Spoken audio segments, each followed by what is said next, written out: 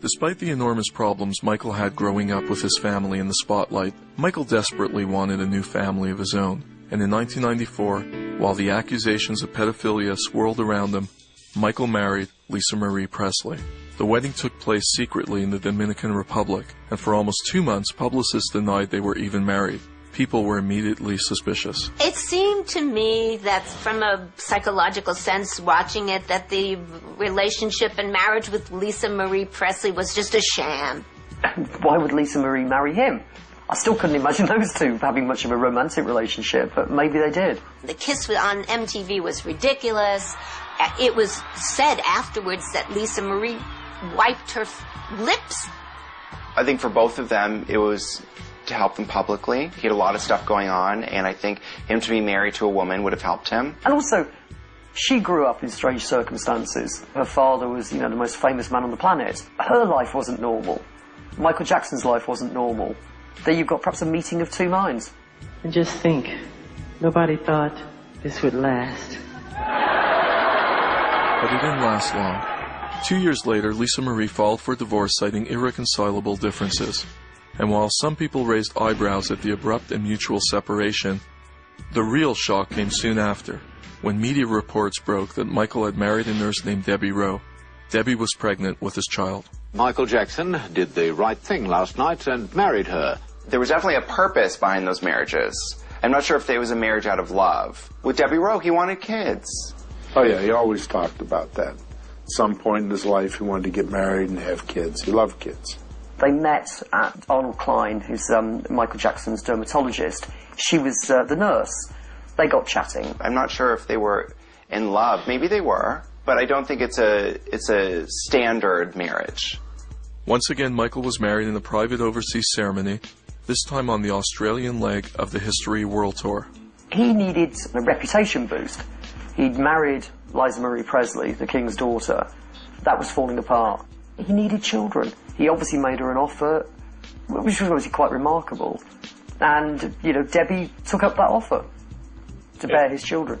Whatever deal they made, I'm not a part of it, don't know anything about it, but knowing Michael, he wanted those children for himself. Immediately, rampant speculation spread about the legitimacy of the marriage, and while the couple repeatedly insisted that it was a normal union, by the time their second child was on the way, troubling signs started to emerge. Michael and wife Debbie Rowe Jackson are expecting a little girl. She had problems when she was pregnant with Paris, the second child, and she couldn't have any more children, at which point, Michael Jackson seemed to lose interest. So her youth had gone, as far as Michael Jackson was concerned. So little Press is going to have a sister? Yes. How about after that? Let's see. Give me a minute. Give me a minute. I'm getting old. Debbie and Michael divorced in 1999. Rumors surrounding the divorce say that Rowe was paid to give up full custody of the children. There's no indication she's seen the children since Michael Jackson died. I don't think she wanted them. She gave those children to Michael as a gift. That's what she said she did. She also said that it was she that demanded the divorce. My friendship with him is the most important thing to me. And if this marriage gets in the way of that friendship, then we'll put the marriage aside. He wanted the kids, he wanted to raise them, he wanted to be a single parent. Michael was an extraordinary father. It looked like a happy family. That impressed me more than anything. It's a great father, a wonderful father, very attentive, and he handled everything. He was the epitome of a single parent. Michael appeared to thrive as a single father with young children, but as the kids grew older, the world caught a glimpse of some of Michael's bizarre methods of parenting. In terms of being a father, I think there were a lot of conflicts. It is difficult for a boy man with arrested development to step into the role of father. Michael, sometimes being childlike, he didn't understand that actions that he did would be so controversial. I think for the kids being veiled, he was honestly trying to be a good dad. He remembered growing up always being photographed. He wanted to protect his kids. He took it too far, yes. The most pointed criticism came after what we know today as the baby dangling incident. At one point, Prince and Paris, he had taken them to the window and, of course, put the scarf or something over their faces so that nobody could take their picture, but he would have them wave to the fans downstairs. And a lot of times, those fans would say, we want blanket, we want blanket. So Michael, just trying to appease the crowd below, at some point he grabbed Blanket, put a blanket over Blanket's face, and took him out there. A lot of fathers take their children and they toss them up into the air and they catch them. Now, is that responsible? That's pretty irresponsible. I think that Michael did nothing minimal. He took everything to the extreme. The way Michael behaved with those children from start to finish, putting them in masks, hiding them away, it's really despicable, isn't it?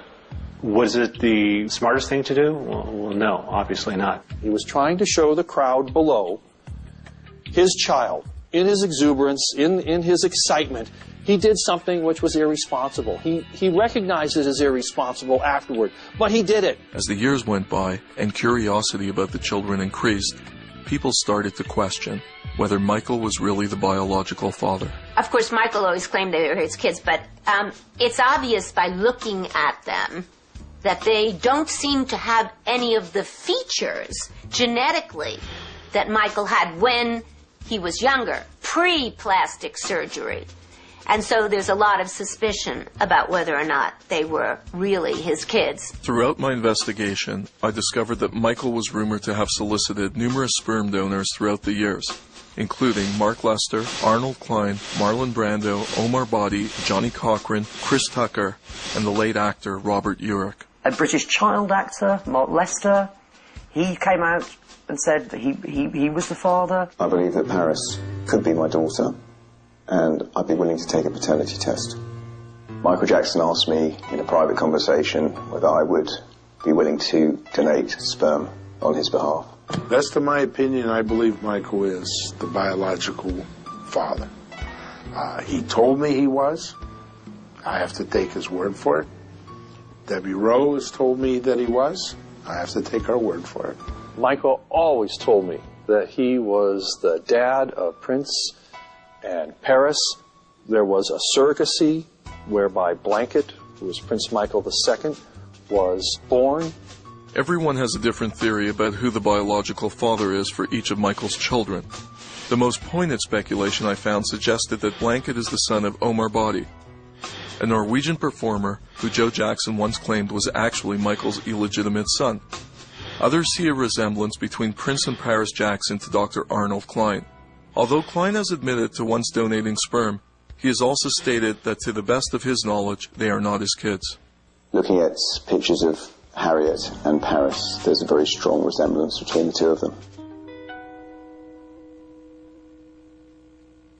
Until those children choose to be DNA'd and choose to name the father, I don't think anybody will ever know. In the end and through my investigation, I believe it is most likely that Dr. Arnold Klein is Prince and Paris' sperm donor and that Omar Body is Blanket's. But does it really matter? Because Michael was the man they really called Dad. When I watched him with those kids, they were his whole life. So it's sort of almost irrelevant. Michael was a great father, a superb, hands-on dad. Nothing would ever take that away. Whether those children are biologically Michael's or not, Michael was their father. End of story. In the wake of Michael's tragic and unexpected death, the world is closely watching to see what will become of Michael's children. He presumably wanted his children to have the childhood he never had.